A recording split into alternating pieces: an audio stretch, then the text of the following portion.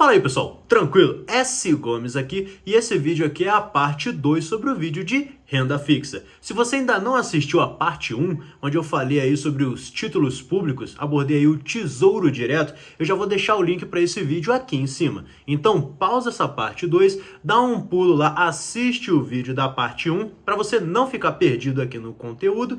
Depois que você tiver assistido a parte 1, você volta e continua esse vídeo. Agora, nesse vídeo aqui, a parte 2, eu vou falar sobre os títulos privados. Eu vou falar sobre CDBs, LCIs, LCAs, debêntures incentivados e vou falar também sobre a poupança. Então fica até o final do vídeo para não perder nenhum detalhe. Já deixa logo o like aqui no começo do vídeo para não esquecer. Se não é inscrito no canal, já se inscreve para dar aquela moral e bora pro vídeo.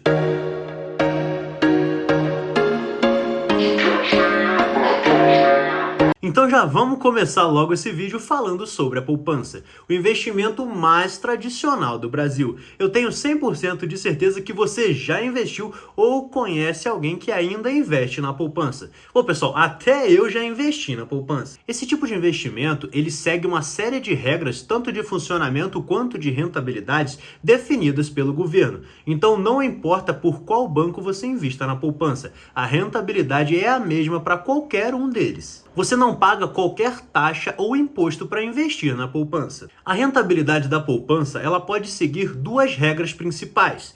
Depende de qual patamar a taxa Selic vai estar. A primeira regra, ela serve para quando a Selic estiver acima de 8,5% ao ano. Nesse caso, a rentabilidade da poupança é de 0,5% ao mês, mais a TR. Você deve estar se perguntando agora o que é essa TR. A TR é simplesmente a taxa referencial. Ela é um índice de rentabilidade, assim como o Selic, por exemplo. A taxa referencial ela é utilizada como um índice de rentabilidade tanto para a poupança quanto para o fundo de garantia.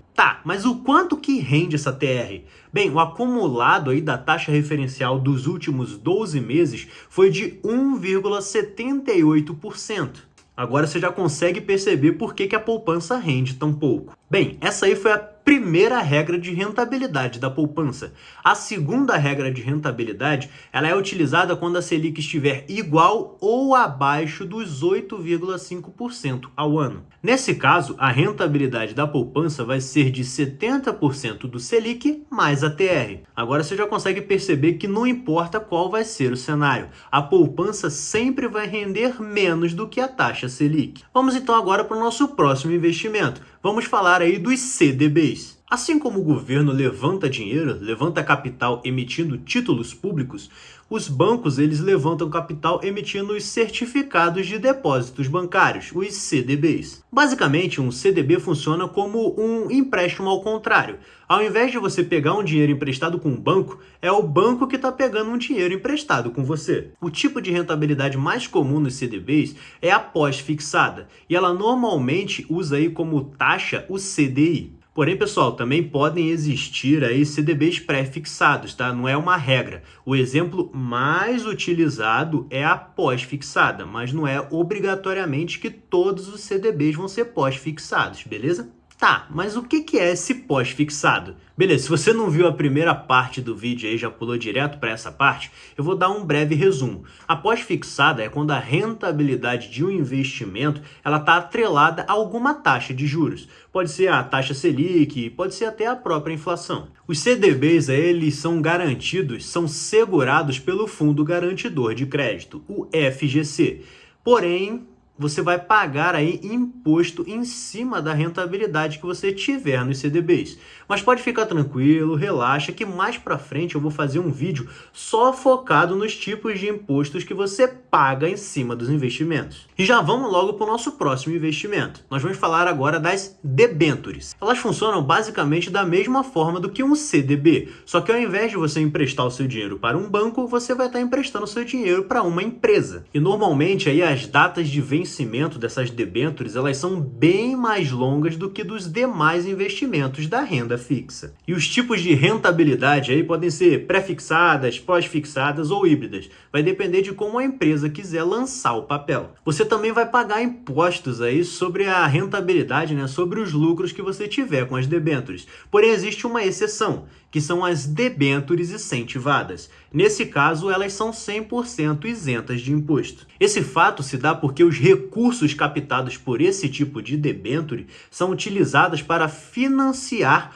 obras de infraestrutura para o país. Logo, para atrair capital, atrair aí investidores, o governo decidiu dar essa isenção de imposto para esse tipo de investimento. Porém, as debêntures não são seguradas pelo Fundo Garantidor de Crédito. Então toma cuidado para quem você vai emprestar o seu dinheiro. E para as coisas aqui não ficarem tão abstratas, não ficar muito só na teoria, só eu falando aqui com vocês, vamos dar um pulo lá na tela do meu computador para me mostrar aí alguns exemplos de debêntures para vocês. Bem, pessoal, aqui a gente já está na tela do meu computador e já vamos aqui olhar alguns exemplos de debêntures disponíveis no mercado hoje. Já vamos pegar aqui como exemplo essa primeira debênture, debênture AEGA. Você já pode perceber aqui que a rentabilidade nesse tipo de debênture está sendo pré-fixada em 13,65% ao ano. Enquanto que esse segundo exemplo aqui, você já pode ver que ela está sendo híbrida. Ela fica mesclada entre a taxa aqui da inflação, o IPCA, mais uma taxa pré-fixada de 8,65% ao ano. Vamos dar aqui uma girada para ver se a gente encontra algum outro tipo. Aqui, ó.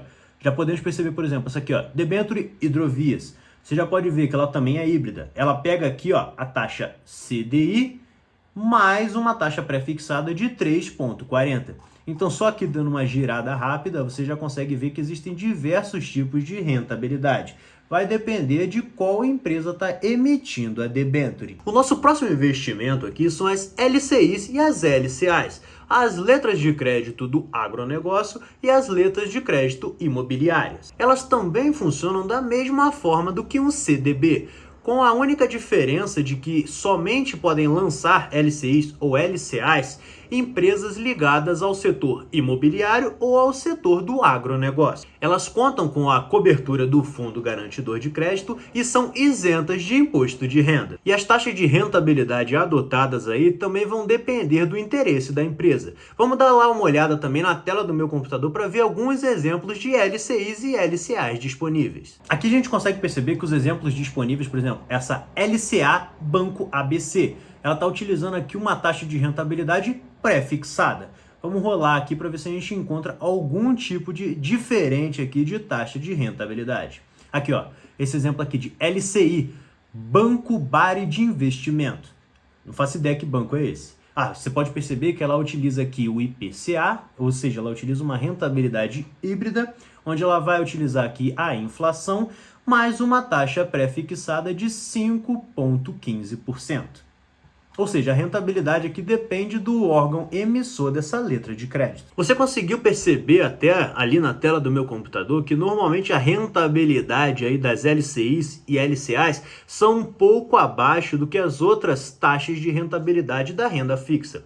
Porém, como esse investimento aí é isento de imposto de renda, essa rentabilidade acaba compensando e se tornando interessante. Vamos partir então para o nosso próximo e último investimento da renda fixa, que são as CRIs e as CRAs, que são aí os certificados de receptíveis imobiliários e do agronegócio. Esse tipo de investimento ele é um pouco mais complexo e normalmente ele só é indicado para investidores qualificados. Isso porque, quando você investe nesse tipo de investimento, você está lidando aí com a parte de seguros.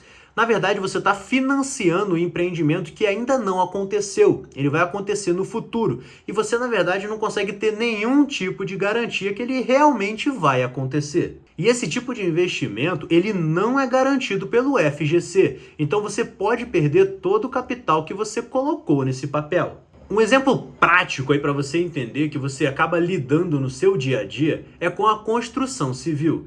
Esse tipo de investimento aí, no caso, a CRI, o Certificado de Receptivo Imobiliário, é muito utilizado pelas construtoras.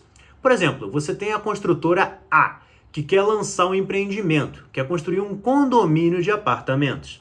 Antes dela fazer qualquer coisa, montar o stand, começar a anunciar esse empreendimento, ela lança o seu CRI na bolsa. Quando você pega esse CRI que ela lançou e compra, você está injetando um dinheiro nessa construtora. E esse capital ele vai ser utilizado para financiar o empreendimento. Beleza, a construtora conseguiu vender todos os CRIs e tem o capital para financiar o empreendimento. Então ela começa, vai lá no terreno, faz ali o estande de vendas e lança um projeto. Beleza, tudo deu certo, vendeu todos os apartamentos, o empreendimento está indo aí a 1 milhão. Com esse valor da venda dos apartamentos, a construtora vai pagar os investidores. Porém, nesse tipo de operação aí, pode acontecer uma série de problemas. Por exemplo, a construtora pode conseguir vender nenhum apartamento. Se ela não conseguiu vender os apartamentos, ela não conseguiu captar o dinheiro. Logo, ela não vai conseguir pagar os investidores. Esse aí é um dos problemas mais, assim, vamos dizer, simples que pode acontecer. Pode acontecer uma série de outros problemas ao longo da obra, por exemplo. Então, se você for pensar em investir nesse tipo de papel, nesse tipo de investimento, você vai ter que dar muito mais atenção. Estudar o projeto, entender aonde aquele projeto vai ser executado, estudar também a construtora, entender os históricos dessa construtora, se ela normalmente entrega as obras no prazo, se ela já teve problemas de processo que acabaram embargando aquela obra, vai demandar muito mais tempo e estudo para investir nesse tipo de papel. Então, pessoal, uma dica muito importante: não invista em alguma coisa somente olhando a rentabilidade dela. Não haja pela ganância, estude, entenda. Às vezes uma rentabilidade astronômica não necessariamente é a melhor para você adotar. É isso aí, pessoal. Esse vídeo aqui, infelizmente, tá chegando ao fim, porém pode ficar tranquilo que essa série não vai acabar aqui. Ainda tem muita coisa pela frente. Inclusive, eu já vou deixar 2 dicas de vídeo aqui para você no final do vídeo. Então dá um pulo em uma delas que eu tenho 100% de certeza que você vai adorar.